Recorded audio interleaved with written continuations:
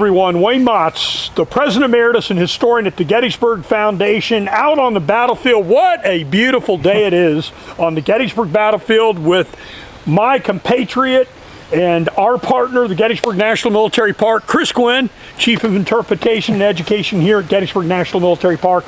And we're going to do a behind the scenes at Gettysburg National Military Park, and we're at the Michael Bushman farm on the south end of the battlefield down by Emmitsburg Road. And we're going to talk a little bit about the history of the farm, and then we're going to go inside and take a look at it. Now, we want everyone to know, Chris, before we're going to get all these comments, it's not in 1863. There's not a hand pump in there or a hand well. This place looks great. It's been rehabilitated great, and the park has got some exciting new ideas with it, and we're going to talk a little bit about it. But I think with the two of us standing here, it might be good to kind of orient the visitors where we are. Absolutely. Here. So the Bushman farm is right over here behind us, and in between Chris's and I's shoulders are the round tops. So we've got little round top and we've got big round top, and you cannot see through the trees, but the John Slider farm, stay tuned, the John Slider farm down below us. So if we let's move around, I guess, a little bit. And if you look off in through the trees, you can barely see, as Sarah, we've got Sarah behind the camera, our social media team here, Abby with us as well, and you can see up off in the distance where the Rose Farm would have been, and the peach orchard up off to the left. And let's come right along and just move this around. We got a tree blocking our way. So I'm looking at the Philip Snyder house, the home that sits on the spot where Philip Snyder is. And then we'll move along the ridge line, the Emmitsburg Road, you see cars going here. And this is the Warfield Ridge, named after James Warfield, and it's just a southern extension of where the Seminary Ridge is. So the Texas Brigade troops that actually attacked here with John Bell Hood on July 2nd, 1863, came right through the property where Chris and I are standing, are up on the ridge over here in front of us, and in front of the view behind where I'm standing, Chris standing, and probably near where General Hood himself is wounded. And we'll have to stay tuned for another Gettysburg Foundation video on Hood's wounding. So the stone part of the house dates to about 1808, and the brick addition dates to about 1860. Michael Bushman was a German Baptist minister. He owned this property, but he actually leased it to a man named David Essex during the time of the Civil War. And Chris, I know we're in the eye of the storm down here, and this is just one of the many farms that the National Park Service has purview over and takes care of. That's right. And we're going to talk a little bit more specifically about this, but why don't you fill us in on how many of these places does the park own, what they have to take care of? This is extensive. And we may have mentioned it in some of the other videos, but folks, it's always good to recap, and you can visit some of the others videos we've done for behind the scenes. That's right. On the Gettysburg Foundation YouTube channel, Chris and I, which has been great. But give us a little talk about the park and the management of these things. It's extensive. I mean, you know, when visitors come to Gettysburg, they encounter this really well-preserved battlefield that in so many ways brings you back to 1863. So there's the orchards, the fence lines, the crops, the fields, the woods, the rocks. A big part of keeping this battlefield well preserved, making it feel like visitors are going back to the mid-19th century, are the buildings, the historic buildings that are on the park, the historic farmhouses, the barns. We have in this battlefield park, not dozens, but well over 100 historic structures. And it's the responsibility of the National Park Service to try to take care of these. And in previous videos that Wayne and I have done, we've taken you into some of them. So we saw the Ephraim Whistler house, which was, the exterior had been stabilized, but inside was still pretty rough. There's still a lot of work to be done. We saw the Patterson home over on the Tawnytown Road that was recently rehabilitated. Not recently, but about a decade ago, it was rehabilitated by the Park Service. It looks really good inside, really well stabilized. So it's a huge challenge taking care of these historic buildings. When you drive around the battlefield park today, there are still many of the historic homes that National Park Service house employees live in. Some permanent employees, sometimes when we get seasonal staff that come in to work with us for the summer, we put them in these homes. So it's a great way to provide housing for some of our employees. It's a great way to keep the buildings in good shape. But taking care of these structures is a huge, huge challenge. And we're constantly looking for new and innovative ways to help us do that. And one of the new ways we've come up with is what's called the Historic Leasing Program, where visitors can actually spend a night or two in a building in a farmhouse like the Michael Bushman farm or the John Slider farmhouse that we're going to see. And so the Bushman farm, it's the first building that we've entered into this program. It's been really successful for us, and I think it does a couple things, Wayne. One, all the money that is generated by these leases goes back to the park, and it's specifically reserved to help us take care of buildings like the Bushman House or the Whistler House. So all that money goes back to preserving these historic structures. But just as significant, at least in my opinion, is it gives visitors an experience out on the battlefield that very few people are ever going to get. So you just did a great job of pointing out where we are. We're in the heart of the battlefield, Wayne. Right. You know, Little Round Top, right through the trees there. We have the peach orchard. You can literally imagine Hood's Texans and Law's Alabamians moving off Warfield Ridge on July 2nd because you're right in the middle of the battlefield.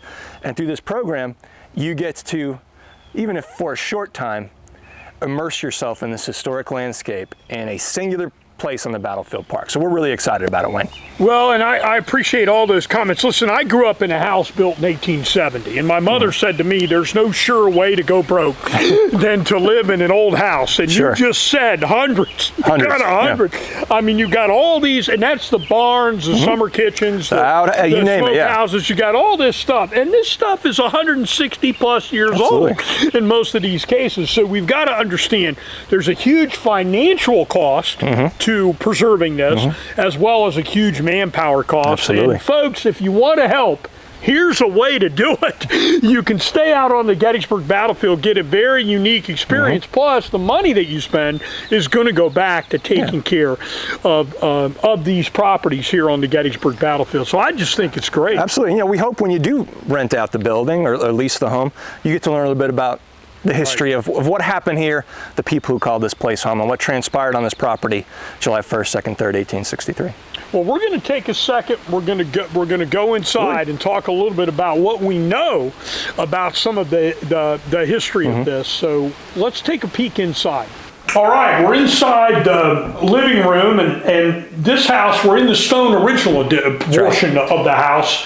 The dining room and kitchen that is now being used for that purpose in the house is what is now the brick addition. You can go on the website and check and see the number of bedrooms and things if you want to stay inside here, but we're standing inside a portion of this rehabilitated house. And Chris, I think just take a second to talk about the people that were here, because one of the things that we've talked about in all the places we've been, whether it's been at Patterson or at Whistler, are the people that are inside the home. So as we said out front, we know Michael Bushman actually, he owned, or it appears that he is the person that has custody over this place. This house built in about 1808 by Samuel Bushman, one of the longtime residents here of Gettysburg.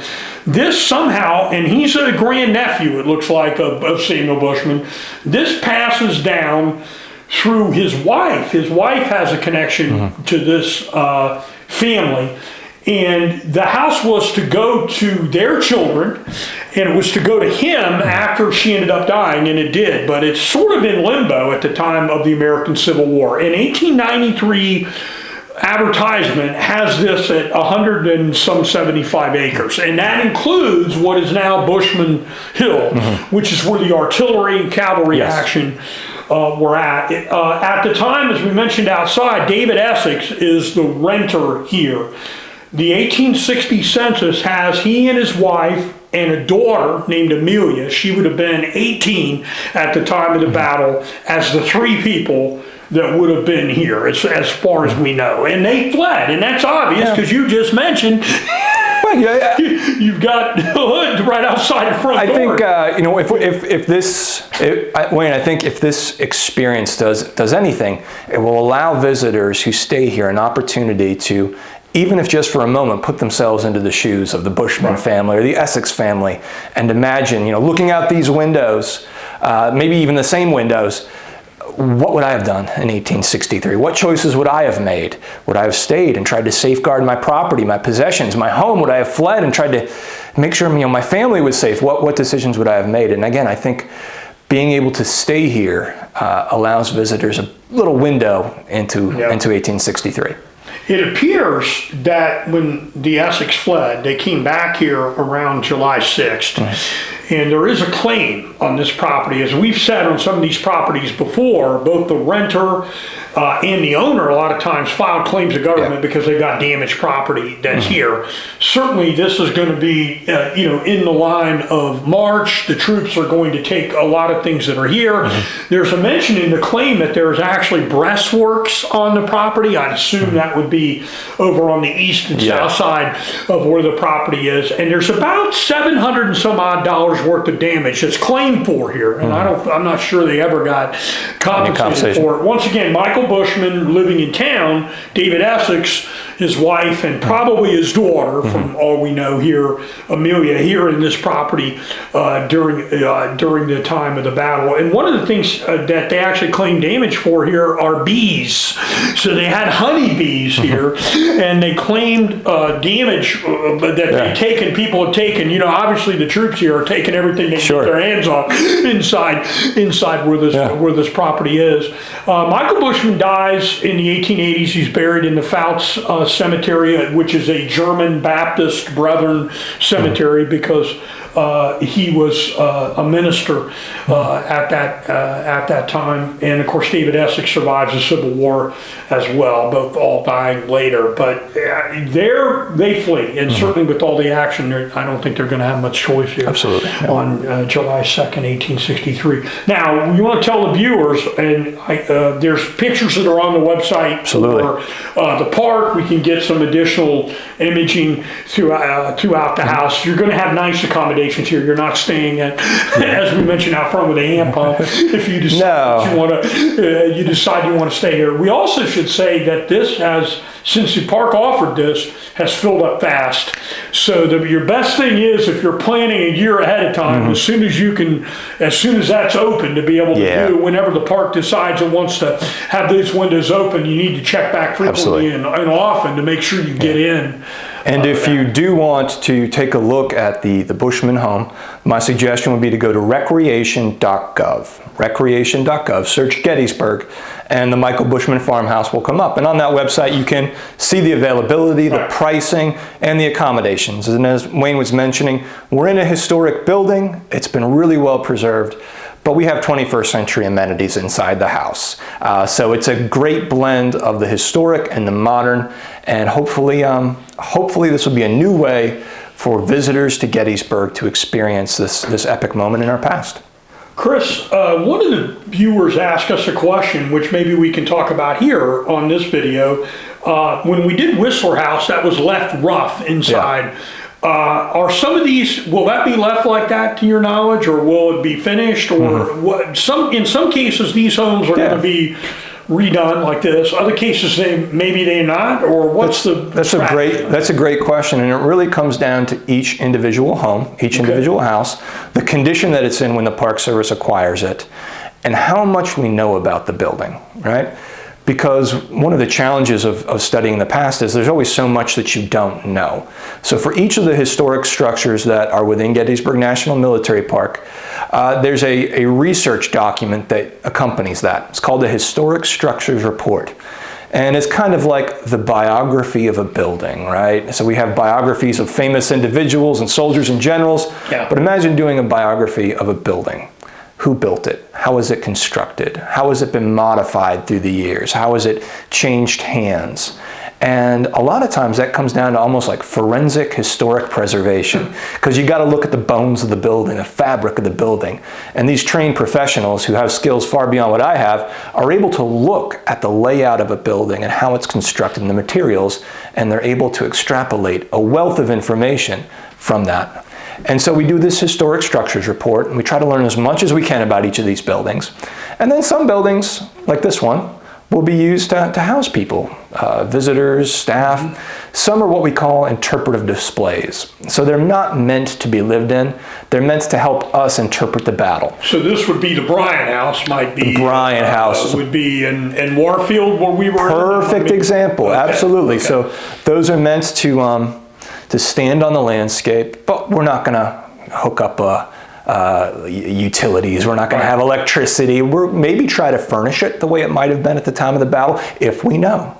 And in some cases, we don't. Yeah. And in other cases, it's something in between. Maybe we'll just stabilize the shell of the building to make sure that's preserved. The Whistler House would be an example of that. Yeah. Of course, it costs a tremendous amount of money. Anytime we take on a historic structure, it costs a lot of money, not just in man hours and labor, but in materials, because we try to be as true to the resource, the historic structure, as we can. And sometimes they don't make. You can't go to Home Depot to buy some of the materials that are in the Warfield House or the Bushman House. They have to be handcrafted. They have to be specially made by historic tradesmen. So it really depends, building to building, Wayne. Yeah, and I would say even for the folks that are fortunate enough to be able to stay here, they have to follow park rules and regulations just like everybody else. So that means you can obviously stay in your home and come and go out to the curtilage, as we call it, which is kind of the perimeter around the building. But you can't in the middle of the night decide to go and explore and hike through the battlefield. So just like everybody else, we expect the people that are staying here to help us preserve the park. I will also mention that, if you happen to hire a licensed battlefield guide, the guide can meet you here at the property to begin your tour, which is a great way to experience the battlefield. That'd be great. That's wonderful. That's wonderful. So, Chris, we really appreciate your time. Absolutely. Today. So we appreciate the viewers, and what a great treat it is to be inside the Michael Bushman farm here on July 2nd, 1863 for Behind the Scenes at Gettysburg, inside Gettysburg National Military Park. And now you all have an opportunity to not only experience a great experience staying on the Gettysburg battlefield, but also help the other properties that are here by your dollars for contributing here. So on behalf of the Gettysburg Foundation, a National Park Services partner, we just want to say thanks, Chris, for coming out, spending your time here. Thank you to the social media team here behind the camera. Look for the slides that we give. They'll cut in, where we can give on some of these messages along with some additional photos. So thank you very much, and I look forward to talking to many of the viewers that are going to be here. I can't wait to hear some of the reactions. So thanks a lot. Absolutely. Thank you.